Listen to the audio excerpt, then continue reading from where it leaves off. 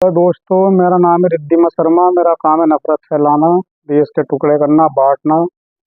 जंतर मंतर जो प्रोटेस्ट बच्चों ने करा उसको खंड करना, खंड खंड करना, नफरत फैलाना, कांग्रेस को और अन्य दलों को गाली देना। मैं सबसे बड़ी देशभक्त हूँ, बाकी कोई हिंदुस्तान में देशभक्त नहीं है। और थोड़ी सी एक्टिंग कर करके आपको दिखाना चाहता हूँ। तो कांग्रेस का पिल्ला है। कांग्रेस कितने पैसे दे रहे कुत्ते तुझे, पिल्ले तुझे कांग्रेस ने यहाँ आने के लिए?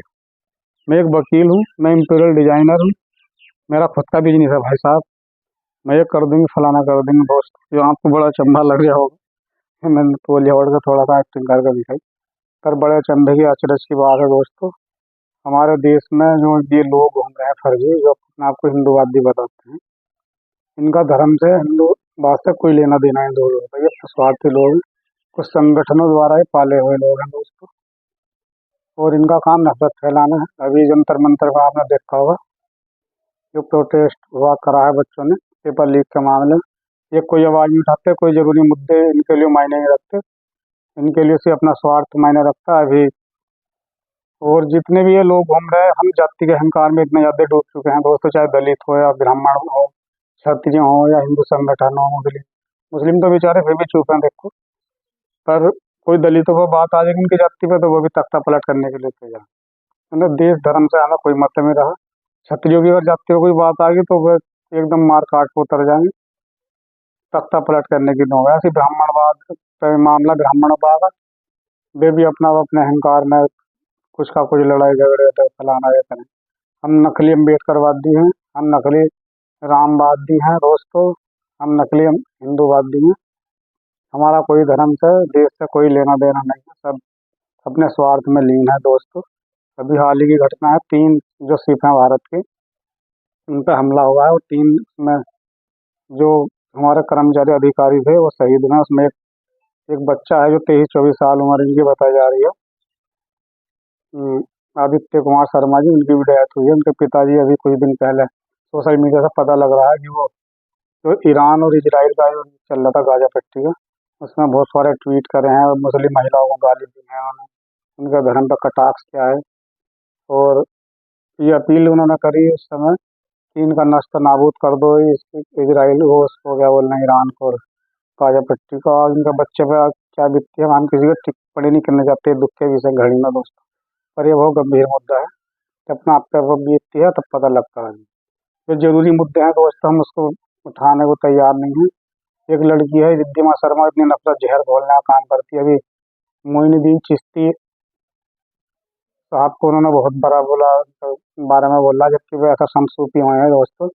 अकबर, बादशाह अकबर ने से भी ले गया, और भी जो जितने हिंदू हमारे राजा हो गए, सबने वहाँ जाकर सजदा करा, इबादत करी। तो दुनिया भर से, देश दुनिया से वहाँ लोग आते हैं अजमेर में और सजदा करते हैं, इबादत करते हैं दोस्तों। तो ऐसे महापुरुषों पर तीखा टिप्पणी करना बहुत गलती होगा, चाहे वो किसी भी धर्म संप्रदाय के महापुरुष हों हम। और इस तरीके से जो जरूरी मुद्दे हैं वो उठाने को तैयार नहीं है लोग।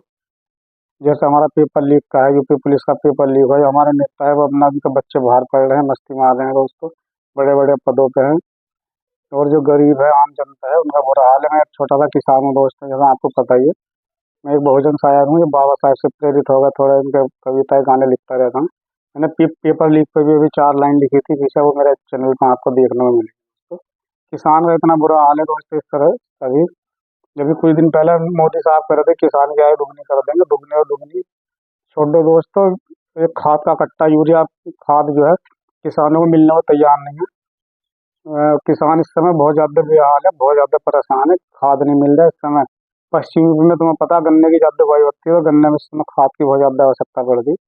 तो खाद से भी लोग परेशान है, पता ना जमाखोरी कर रहे हैं लोग। लोगों को तुम्हारा जमाखोरी को सरकार रोक नहीं रही, नियंत्रण नहीं कर रही। और चाहे वो कोई सा भी समाज हो, तो मान लिया मैं जाटा समाज का हूँ, तो अगर हमारे आने वाले समय में चंद्रशेखर या बहन जी की सरकार आती है, तो उसका मतलब ये नहीं है मार्ग मूंद कर बस उनकी तरफदारी करते हैं ना। हमारे अंदर इतनी कैपेबिलिटी होनी चाहिए, ईमानदारी होनी चाहिए दोस्तों, हम अपने नेताओं से आँख में आँख डाल के उनसे सवाल जवाब कर सकें, तो तभी देश आगे बढ़ेगा।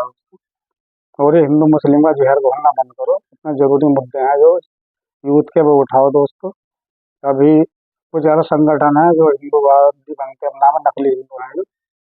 दोस्तों जो है वो बोलते हैं जय महाराणा प्रताप। अभी तो हम महाराणा प्रताप के जो अभी हमने इतिहास कहाँ जाना, महाराणा प्रताप इतने बड़े वो हैं दोस्तों।